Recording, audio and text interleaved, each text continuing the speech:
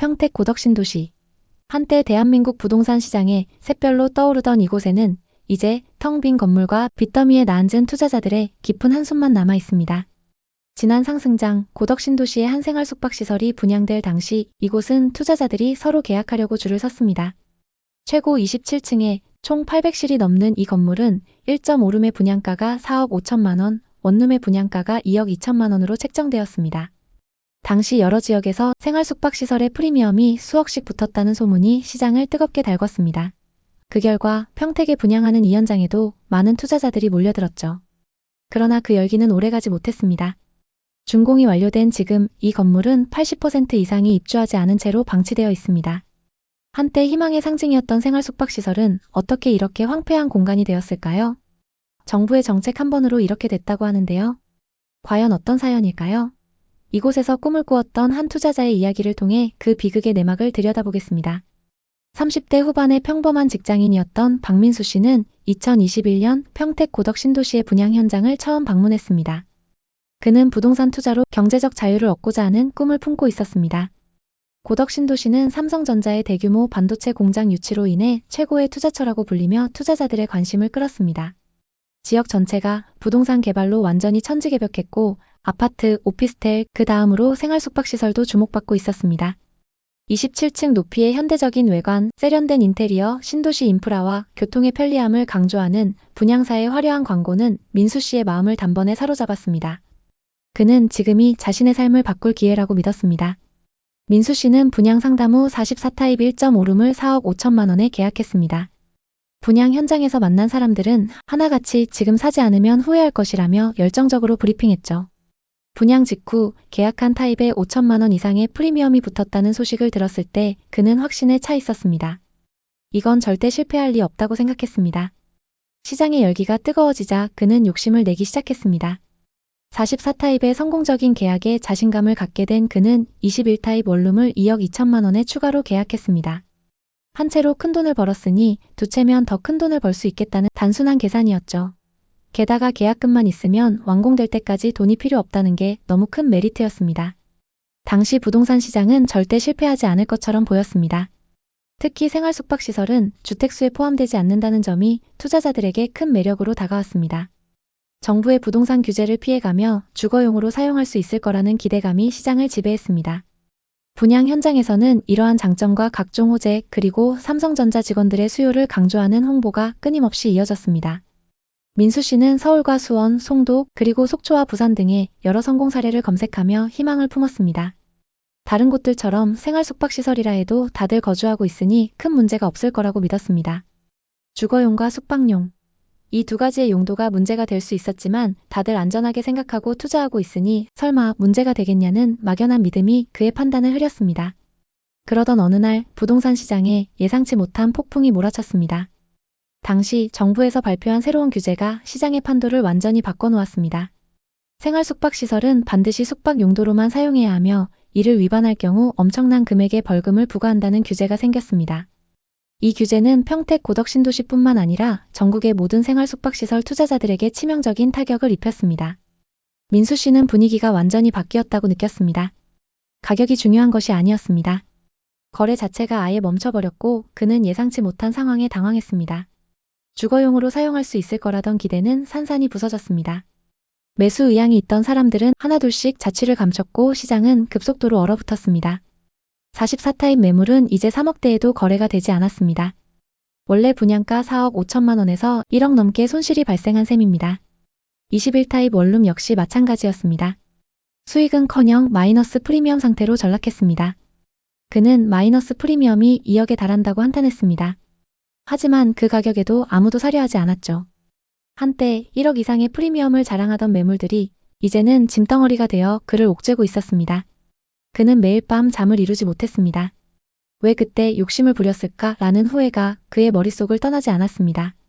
문제는 단순히 가치 하락에 그치지 않았습니다.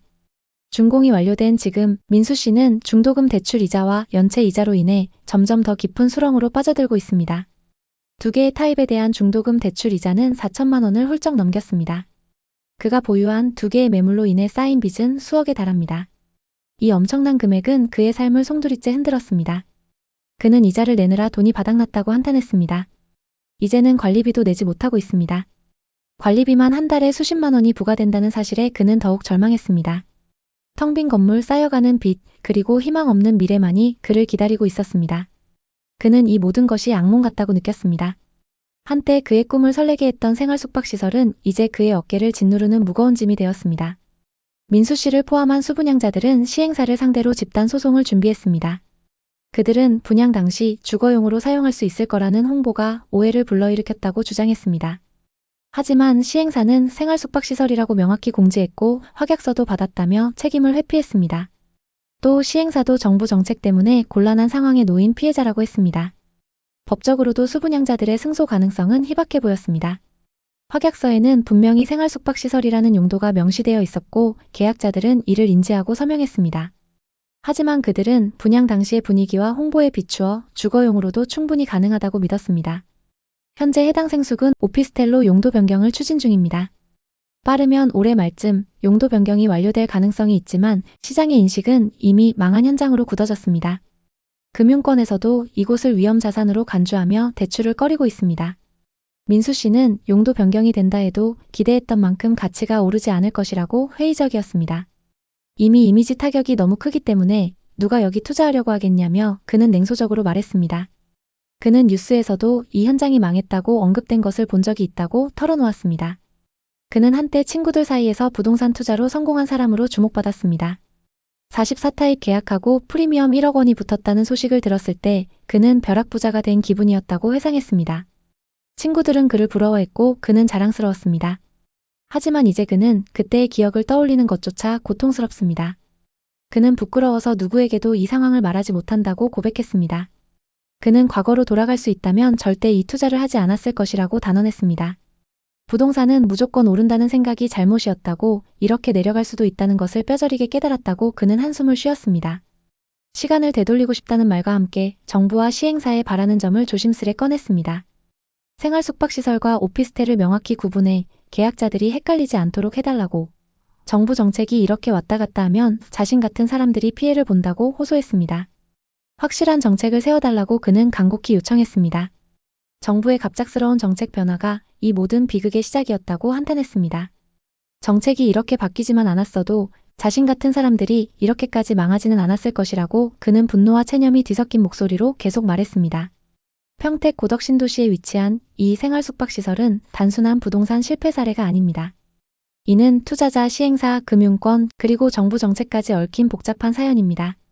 시행사는 건물을 훌륭히 지었고 약 900실에 달하는 대규모 프로젝트는 평택의 랜드마크로 불릴 뻔했습니다. 분양도 성공적이었습니다. 하지만 정부의 갑작스러운 규제 강화는 모든 것을 뒤바꿨습니다. 민수 씨는 시행사도 답답할 것이라고 자신들도 답이 없는 상황이라고 허탈한 웃음을 지었습니다. 건물은 잘 지었고 분양도 잘 됐지만 정책 하나 때문에 다 망가졌다고 그는 한탄했습니다. 지금 평택 고덕신도시에는 텅 빈 생활 숙박시설들과 함께 수많은 투자자들의 한숨이 남아 있습니다. 한때 부동산 투자는 부자가 되는 지름길로 여겨졌습니다. 민수 씨도 그 꿈에 매료되었던 사람 중 하나였습니다. 하지만 이 사례는 부동산 투자의 화려한 겉모습 뒤에 숨겨진 위험을 적나라하게 보여줍니다. 그는 부동산으로 벼락부자가 될 수 있다는 꿈이 다가 아니라고, 잘못하면 이렇게 가난해질 수도 있다고 뼈저리게 깨달았습니다.